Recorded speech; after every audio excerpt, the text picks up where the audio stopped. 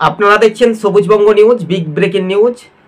পশ্চিমবঙ্গে ভারতীয় জনতা পার্টি অর্থাৎ শুভেন্দু অধিকারী যখন তৃণমূল ছেড়ে বিজেপিতে এসে বিজেপিকে আগামী 2026-এ কি উপহার দিতে পারবে, এখন থেকেই প্রাক্তনের সঙ্গে বর্তমানদের রীতিমতো কিন্তু একটা দ্বন্দ্বই বলা যেতে পারে। কি কারণে দ্বন্দ্ব? তারা কে হবে মণ্ডল সভাপতি, কে হবে জেলা সভাপতি, কিন্তু বেশ কয়েকদিন আগে তো শুভেন্দু অধিকারী জেলাতে বিজেপি একটা ভালো ফলাফল করবে স্বাভাবিকভাবে, সেখানে তৃণমূল কোনো রকমের দাঁত ফুটাতে পারবে না, সেই রকম কোনো পদ্ম ফুল ফুটলেও ঘাস ফুল ফুটবে না স্বাভাবিকভাবে।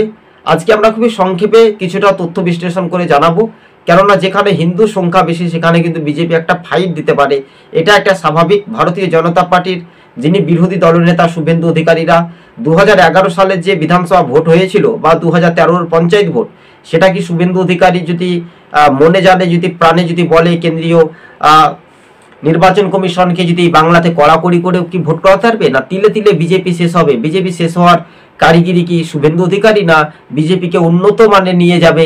এটাই নিয়ে একটা বড় চ্যালেঞ্জের মুখোমুখি দর্শক বন্ধুগণ। তবে সবুজবঙ্গ নিউজ চ্যানেলটি ভালো লাগলে সাবস্ক্রাইব করে সঙ্গে থাকবেন। কার্যত রাজনৈতিক ময়দানে এটা একটা দেখার একটা বিষয়। তাই তো এবার শুভেন্দু অধিকারীর দাপট 2026-এ সেই রকম কি কোনো একটা ফ্যাক্টর হতে পারবে? এটাই মনে করছেন রাজনৈতিক মহল। আজকে ছিল